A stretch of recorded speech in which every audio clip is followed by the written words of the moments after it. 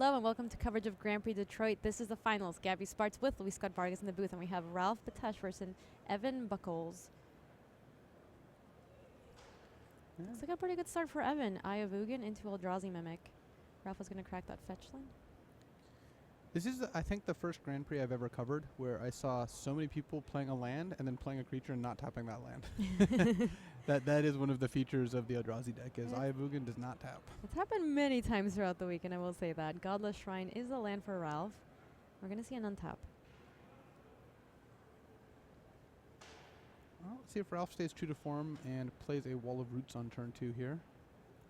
Ooh, Voice of Resurgence. He doesn't. And you know, Voice is a card that has not seen as much play recently as it used to. In a world without Snapcaster Mage, Voice is a little less played. But Evan has a very good turn 2 play. Eldrazi Temple into Thought-Knot Seer to take a look at Ralph's hand. It looks like there's a Court of Calling, 2 lands, and a Wall of Roots. So Ralph did have the wall, so that at least counts, right? And it's kind of interesting where taking the court is certainly the safer play because that's the card with the most potential. You could take Wall of Roots and hope to cut the court, as it were, to make it so it can't be cast for any meaningful amount, but it looks like Evan is going to play it safe. All right, so Ralph down to 15 after that attack. Wall of Roots is a play for Ralph. And Ralph could have cashed in that Voice of Resurgence. At some point, he gets to chump block with it and get a elemental token, but he decided that he could do better later. Yeah, so Verdant Catacombs is going to get a land here, a Noble Hierarch for Ralph, and then we're going to see a pass back to Evan. This isn't actually going that poorly for Ralph. I mean, look, Evan has the optimal draw, right? The turn 1 Mimic, turn 2 Thought-Knot. That's a great draw. It's you never want to see that on the other side of the table. But Wall of Roots blocks Thought-Knot Seer. If Evan doesn't have a big creature to follow it up, Voice does block Eldrazi Mimic, and Ralph has now 3 lands and 2 mana creatures in play, another land in his hand, and he's going to be able to play any company or chord that he happens to draw. And he played that land untapped, Louis. It's a Hallowed Fountain, taking 2 damage. You know this can't possibly be good for you. The best possible scenario is just an Eldrazi Sky Spawner and not a Reality Smasher.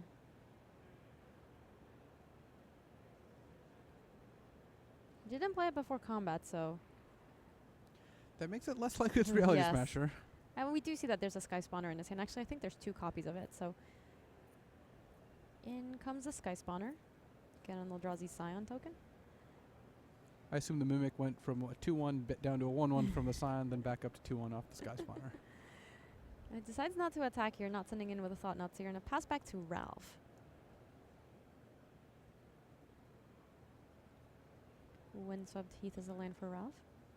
So if Ralph drew a chord, it might actually just be good to start chording for Witness. You can just keep doing that. You can chord for Witness, get back chord for Witness, get back chord, and then try to set up for when you want to chord for something like a combo piece.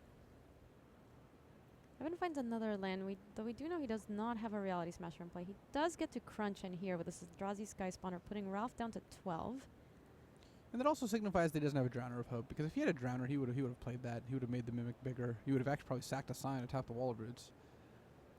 Those Sky Spawners are starting to put in a serious clock here, though, especially with flying and Ralph having no way to block them for now.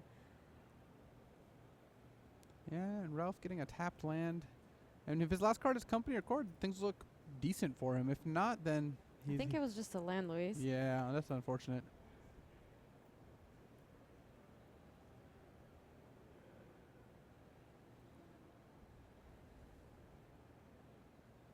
All right, so he finds a Windswept Heath. We knew that. We still don't know what the last card is, though it looks like it could possibly be a land, which is not what he needs right here. Yeah, Ralph just needs something. He needs something to leverage the fact that he has all this mana in play. And he's got a couple of cards that do that. Again, Court of Calling and Collected Company would be his best. But, ooh, he's sacking a land. That's good news for Ralph. It means he's going to use his mana for something. So cracking that Windswept Heath.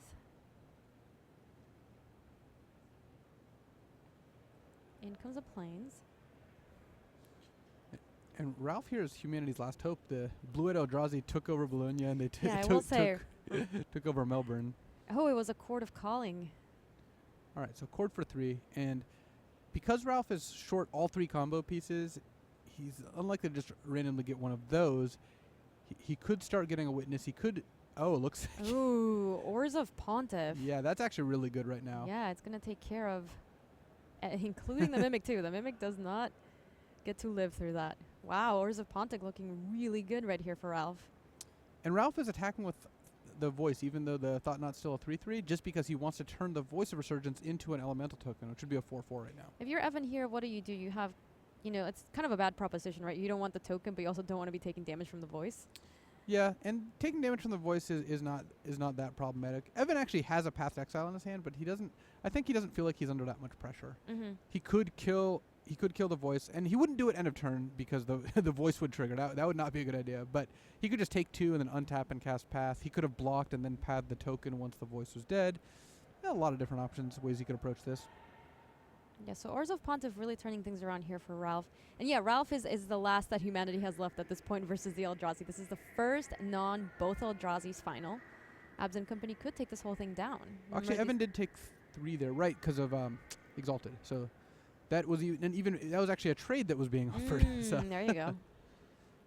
Another Eldrazi Mimic right there for Evan. I think that was a draw for the turn. Remember, these players are playing for $10,000 at this point. yeah, that is what the winner will get, along with 8 pro points. So Evan's getting close to using Eye of Ugin. He's at 4 mana right now. If he could at some point look into casting Path to Exile on one of his own creatures to get up to 5. I mean, he wouldn't do that unless he was going from 6 to 7, most likely. All right, so Evan's going to pass the turn back to Ralph. Ralph gets to untap. No cards in hand currently. This is an interesting game because neither player is super close to winning. Both of them could draw cards that would put them in that spot, but neither player is actually, on the verge of winning the game. So Evan chose not to correct that Flooded Strand, and he drew a Cavern of Souls off the top. So he is getting close to that Eye of Ugin range, but still nothing much going on in his hand. I actually think if I'm Evan here, end of turn, I'm probably casting Path on the Mimic, because that gets you to 6 lands plus Eye in play. Then next turn you can just play Cavern as your 7th land plus Eye, and then you can start activating Eye to get Drowners and Reality Smashers. Right, so he's going to take this 3 from the Voice. Oh, did he find a Collected Company? Looks like he may have found just a Murderous Redcap, and that's part of the reason to attack with the Voice into a Thought Knot Seer. Yeah, there it is. Redcap targeting the Mimic. Oh, I would have been much more inclined to Path the Mimic at that point. Since you are getting closer to getting comboed off. You do give them give them a token. Yeah, that is actually a really good point. And right now you're facing so much damage too. You don't really want to give him a token at this point. The token's huge. No, that's actually, I think, correct. You're right. It looks like Evan may just be worried about that. But in that case, he might be getting to the point where he needs to cast Path on something on his turn. I was going to say, is there a chance that maybe he wanted to Path a creature on his previous turn at this point? Well, now it's too late, obviously, but even on this turn. Yeah, so now Evan deciding whether he wants to sack that Flooded Strand. That's the other option available to him end of turn here. So another Path to Exile.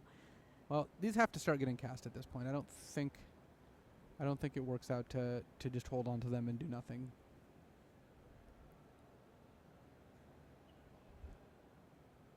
I've been considering which way they want to be sent. Off goes the Voice of Resurgence. Goodbye, my friend. Its ability, pretty relevant. Oh wow, is Ralph out of basics to go get? Oh, I think he didn't. Yeah, he must be because he didn't even choose to. Well, he's got another swamp. I wonder if that's the card in his hand. That's pretty unlucky if so. That would be so unlucky. All right, we're going to see a pass back to Ralph. See if we can get a peek and see if that was a swamp. All right, so Redcap's going to get in and one Exalted trigger. And this combat works out pretty nicely for Ralph. If the Thought Knot's your block, 3/3 versus 4/4, 3/3 dies, then comes back as a 1/1 and pings the Thought Knot for the final point.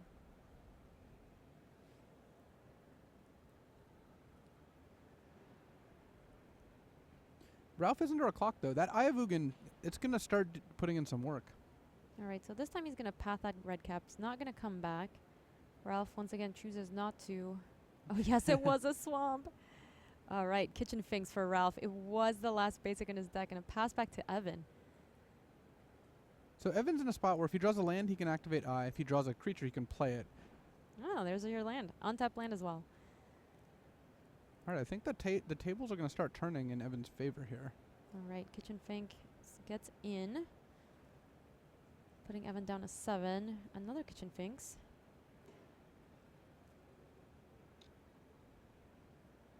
Yeah, but Evan can go for it this turn. Yep, you can go to 6 off the fetch, but then you can activate Eye of Ugin, presumably getting Drowner of Secrets. All right, so eye activation, down comes everything. There's a Drowner of Hope. Drowner of Hope. Drowner of Secrets also a very good card in draft, but that is not quite the same thing. It's a little more flavorful when they're drowning your hope and more than just your secrets. Well, that's got to be how Ralph's feeling right now. This game, I mean, he's ahead on board, but it's really hard to attack past a Drowner, and the longer the game goes, the more times the eye is going to be activated. All right, so untap for Evan.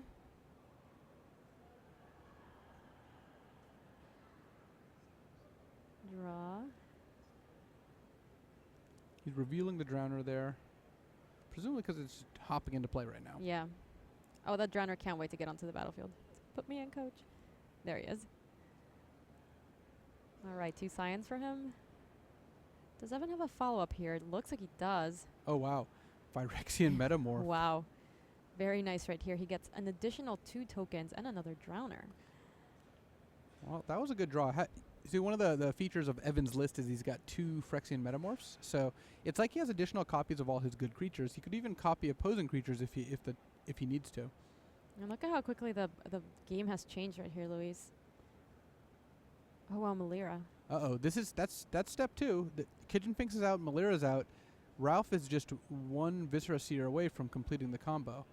Right, so even though Evan was, climbing his way back into this game, has a very dominant board presence at this point, Ralph could run away with this game. So Evan is going to be able to untap, start attacking potentially with 5/5s. So Kitchen Finks is going to get in there. It's a funny attack because Evan could block with a Drowner, and then the Finks would die and come back, but it wouldn't get a persist counter because of Melira, and so Ralph would just gain 2. Excuse me. All right, let's see what you got, Evan. I think it was just a land. Eldrazi Displacer would be a really good draw here. Actually, Eldrazi Displacer would just be ludicrous with the Metamorph, because every time you blink it, you get to choose a new card. So Evan could Displacer, blink Metamorph, choose Orzhov Pontiff to give all of Ralph's creatures -1/-1. Actually, blink it again in response, choose Pontiff again, stack another -1/-1, and just wipe Ralph's whole board. How close is... So, if Evan finds a way to get rid of one of Ralph's blockers, then he can attack for exactly 14. He can activate Eye. If he draws a land, and he could play a Sky Spawner. It was a land. So, actually, Evan has lethal here because Sky Spawner only costs 1 mana, and because the Scion can tap the remaining creatures. So this game turned really quickly. Evan can fetch up Sky Spawner, play Sky Spawner, sack a land, tap down, or sack the strand to get a land, then sack all 4 Scions, tap down all 4 of Ralph's blockers, and attack with 2 5/5s and a 4/4 with Ralph at 14. I don't know if Ralph mapped that out when he attacked with that Kitchen Finks. And Ralph currently has no cards in hand, right? Oh, he chooses not to attack. He just passes back to Ralph.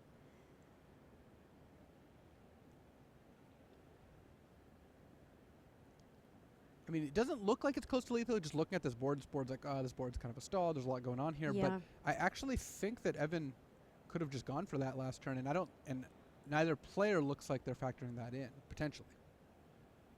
All right, so Evan's going to tutor up something with Eye of Ugin right here. Looks like he's going for another Drowner of Hope.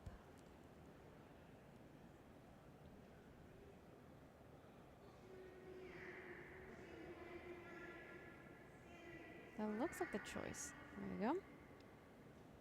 Let me look at Evan's deck list here. It's funny, he actually has a Wastes as a 3rd basic, but he's got his Flooded Strand doesn't actually sacrifice for mana right now. Oh, it does not? Yeah, someone asked in the chat, does he even have a land to get with Flooded Strand? Actually, turns out he doesn't. He's got Island Plains, 2 Hallowed Fountains. as his 4 targets. So Evan, in fact, did not have that as an option to him last turn. Looks like collected company for Ralph. Uh-oh, that was a good draw. Mm-hmm. And Ralph doing this while Evan's tapped out. If he finds a Viscera here, he can go off. I think with he Kitchen did. Finks. I think I see it. I think it's a middle Oh, card. wow. He also found a Eternal Witness. So if he can witness back Court of Calling, he can also just get red cap and go off and go off instant speed end step. All right, here we go. Eternal Witness targeting Court of Calling. This has been an absurd game. It really has. All right, Kitchen Finks looks like it's going to rumble. But no, red cap is gone. So You're right. there's 1 red cap in Ralph's deck. It already got pathed. So Ralph can gain infinite life. He can then... He has access to any creature in his deck. He can get like a Fiend Hunter if he wants. He can sacrifice Pontiff to haunt something and sacrifice that creature to get the haunt trigger back. But given that Ralph's at infinite life, I think he's going to be in pretty good shape.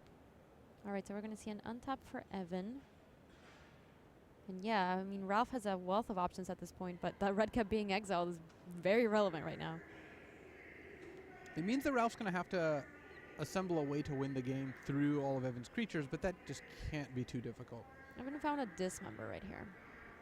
Well, that will at least prevent Ralph from comboing off again by killing Melira depending on when he does it. But because Ralph can basically scry through his deck at any point, it means that he can always make sure his top card is the card he wants. He can't stack change the order, so he can't stack like a company with 6 creatures under it or whatever, but he can... He can't stack the company on top. He could stack the company on top.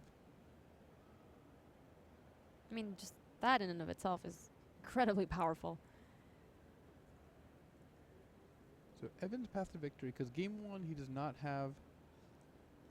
he doesn't have anything like Ulamog or Training Grounds or any of the things that we've seen that Blue-White uses to defeat Infinite Life.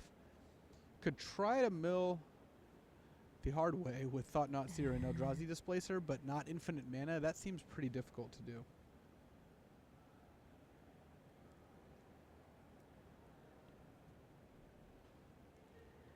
All right, so Evan's going to pass the turn back to Ralph. Ralph is thinking about, all right, sacrificing the Oars of Pontiff here. And so it is a haunt ability, so when it dies, you exile it and you target a creature, and then when that creature dies, the ability happens again. Yeah, so the Kitchen Finks is currently being haunted right now.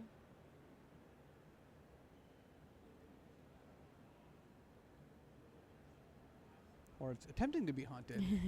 Evan could dismember the Finks in response, and then the haunt would resolve and the Pontiff would just stay exiled with no ability. Oh, I think he's just letting it happen. Yep. Now a sacrifice. And dismember targeting Melira.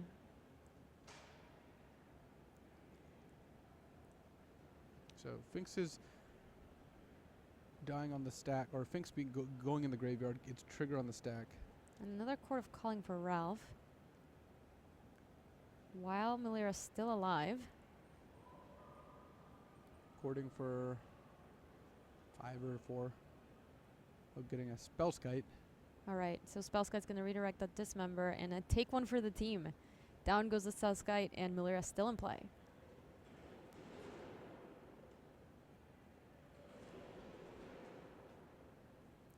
And there comes the Kitchen Finks back again. And then the haunt trigger resolves and all the scions go away. I don't think Evan can win this game. Yeah, I think he agrees. So Ralph takes the first game, 1-0 versus Evan. Abs and company, looking like he might be able to take it home for Team Humans versus Eldrazi.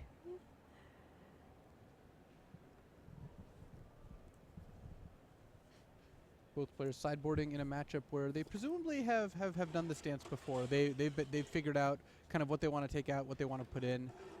Neither player has too much that throws a new wrinkle into their plans, though Phyrexian Metamorph is an interesting one. It has a lot of utility against a deck like Abzan Company.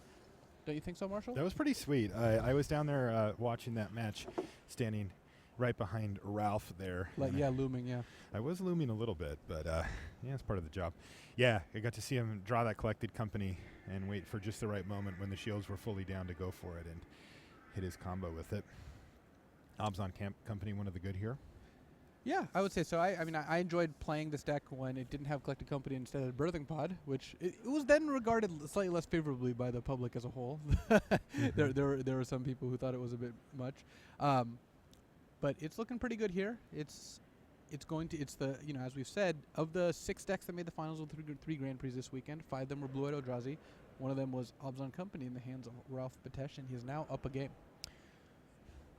Our last standing hero against the Eldrazi menace. Oh, he's not literally standing. We actually see him on camera.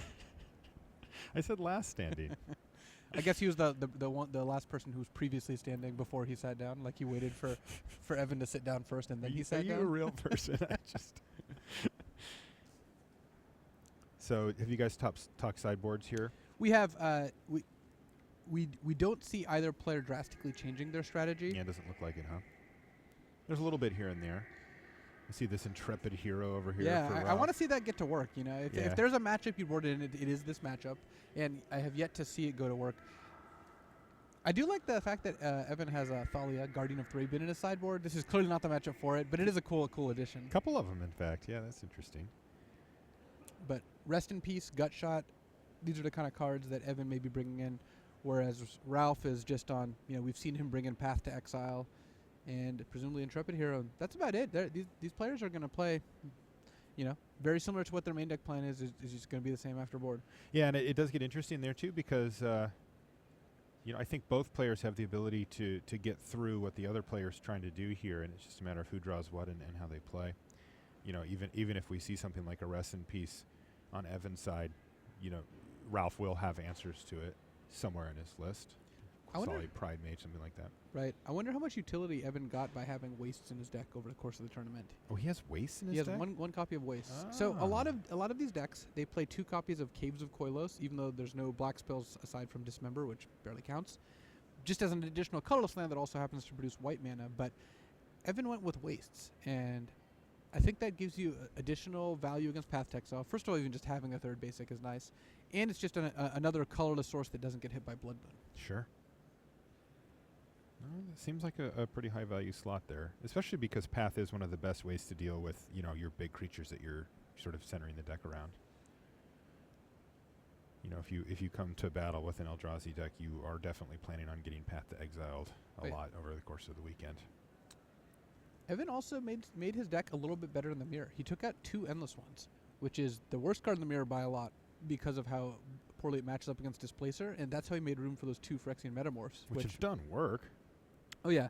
And especially in this matchup, they're quite good. Just because Ralph has so many different creatures with interesting enter the battlefield effects that having the option of copying them, especially multiple times with Displacer, is very, very good. Changing it up. Upgrading. Yeah, I was hoping that Evan would have a 3rd so he could assemble his own Malera combo. Because that would be awesome. Just Poetic Justice, just Metamorph Malera, Metamorph Kitchen Finks, Metamorph Viscera Seer. That would be one of the best possible ways to win a GP, I won't lie. Though I suppose when your Metamorph Finks is coming back, your opponent could just sack all their Finks and you wouldn't have one to copy. So you need a 4th Metamorph to be able to make sure there's always a Finks in play. Right, or you'd have to kill the Viscera Seer in between. Oh, that's true. You copy the Viscera Seer and then you kill it. Yeah. It wasn't meant to be easy. All right, looks like we're getting down to business here in Game 2. This could be the last game of the GP. If Ralph Batesh can combo off or even just take the value route like he was starting to go down there in Game 1, he could find himself with the trophy and a little chat with BDM. Evan on the other side, though, he's going to be on the play here, and he's got to string back-to-back games together to win that $10,000 and take home the trophy. Nothing on turn 1 here for Buchholz, but he does have one of his double mana producing lands with the Eldrazi Temple. Good start for Batesh. You'll often see the Obzon Company deck start off with a mana accelerator. Let's see what the turn 2 play is here for Buchholz, though. Looks like a Displacer to me. Confirmed.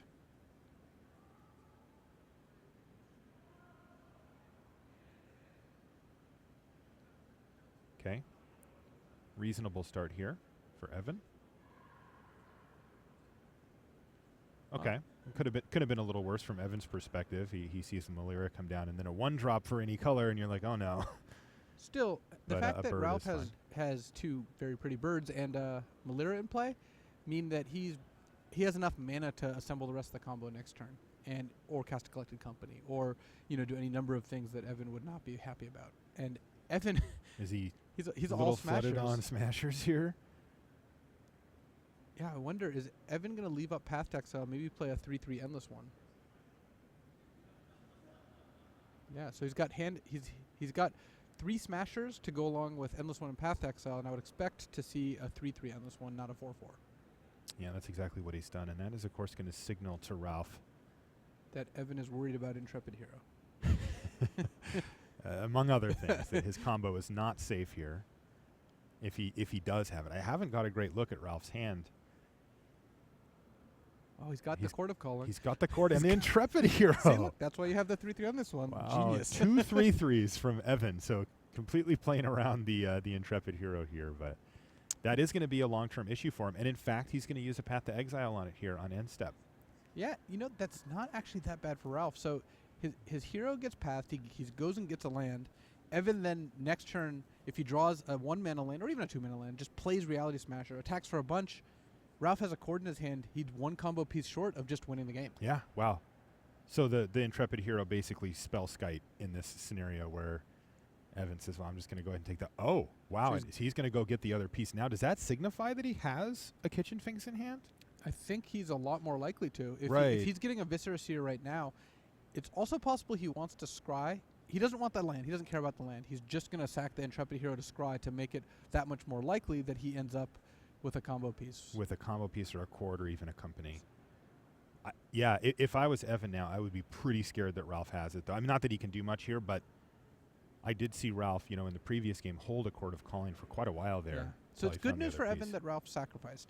Because if Ralph just let the path resolve, then I think there's a much higher chance he just has another combo piece in hand and doesn't care and wants the land. Okay. So given that he sacrificed, you're like, all right, probably doesn't have the combo piece. The question is, if he leaves that card on top, then how are you feeling? Right, and it looks like he's thinking about it right now. You can see the card kind of sideways. That means it's probably not Red Cap or Kitchen Finks unless Ralph's trying to put on a little show, and obfuscate what he's doing.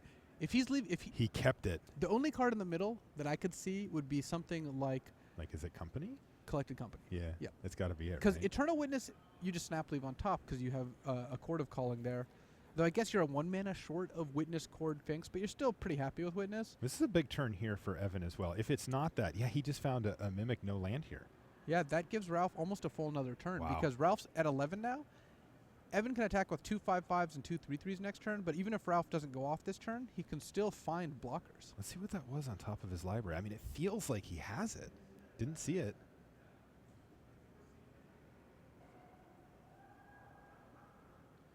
Could it be a Wall of Roots to go? He already has the Chord and just wanted Wall of Roots just for additional security? Could be. I did think I saw a Chord in his hand.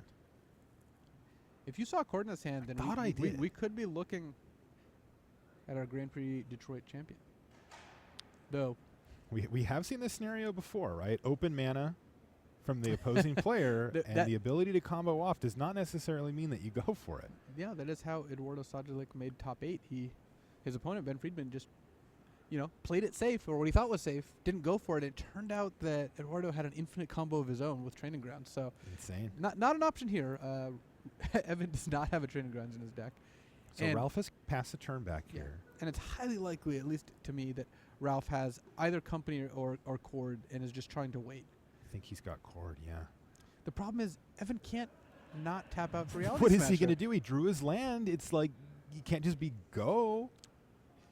So what you have to think is, if I tap out for Reality Smasher and he has Chord, I'm just dead. I've signaled to him that I have no way to stop it. He's just going to go off.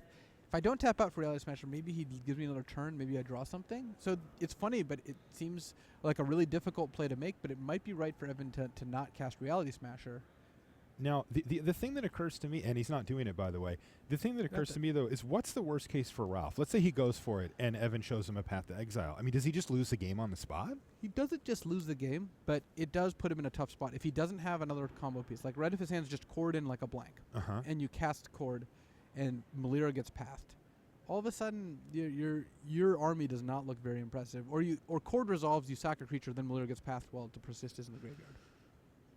Okay. You end up with a pretty anemic force and just needing to top deck. Whereas if you leave mana up, it's possible.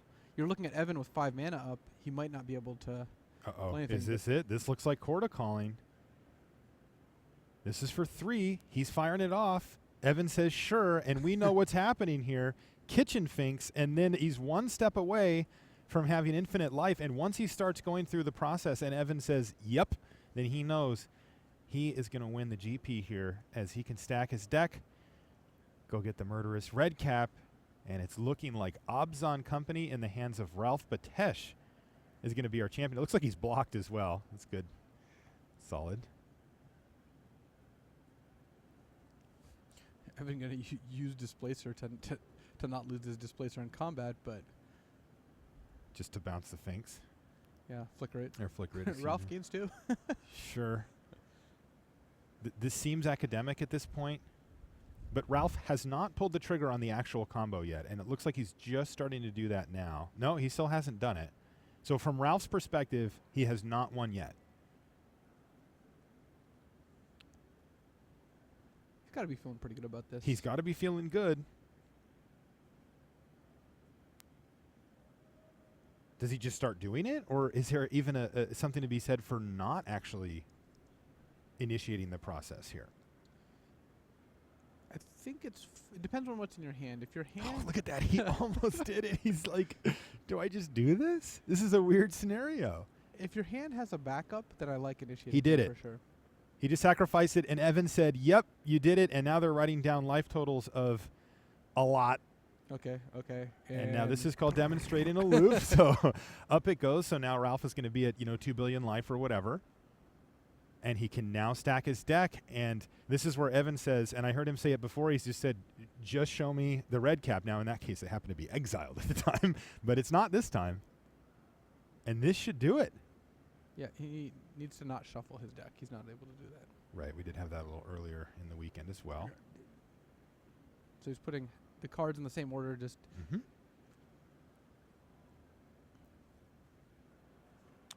I thought it already got blinked. How is it? Oh, he said it already got blocked, or is it before? I guess maybe he tried to. Maybe it got flickered before blocks, and then he sacrificed it. And then that whole thing happened. Okay, sure. I mean, your Displacer's gone. Not highly relevant. No. Evan, though, fighting the fight, passes the turn back. Should be a red cap on top. That's black, and there it is. He only needs to do it 9 times, but he can do it as many as he wants. Evan says, "Yeah, go ahead." Red cap. Wow, red cap murdering the team here. And there it is, Ralph Batesh with a shake of the head. You can see the stress on his face. It's time to be relieved, though, because he's our champion here in Detroit. So, well, one of the blue-white decks didn't win the weekend. That's we true. had a winner in both of our other 2 GPs, but Ralph Batesh is our champion. Congratulations to him. Of course, congratulations to Evan as well for his awesome finish here at a big GP. He finishes in 2nd place. We'll see him at the Pro Tour as well. All right, that's it for the finals for now. We'll be back after a second here.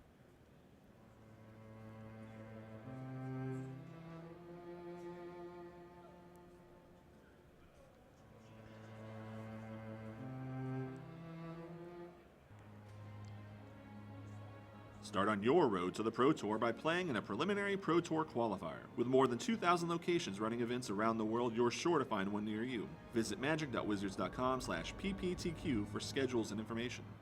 Friday Night Magic has expanded to include all formats. Get ready for Commander, Legacy, or even Conspiracy drafts. Check out your local store for details and share your FNM stories by using the hashtag MTGFNM.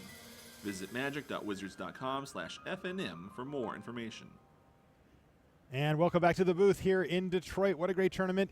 2,555 players showed up to play Modern here in Detroit. It's a little snowy outside. That did not stop them. They came in droves to battle here, and we finally have crowned our champion The trophy goes to Ralph Patesh and Obzon Company, which, you know, had a pretty good showing by all accounts. I mean, we saw it in the feature match area all day today on day 2, and that deck looks to be the real deal for sure. Yeah, Even in the Eldrazi metagame. It does. It looks like it can compete quite well with Eldrazi, and it's got a lot of resilience. It's the kind of deck I like because it's got a combo in it, and having a combo in it, like an infinite combo, means that even if you play against a deck you didn't expect, you still always have this out of just like going off and dealing infinite damage. You know, it lets you win through Ensnaring Bridge or cards like that. It also has a very resilient just core engine of Collected Company plus creatures and Court of Calling plus creatures.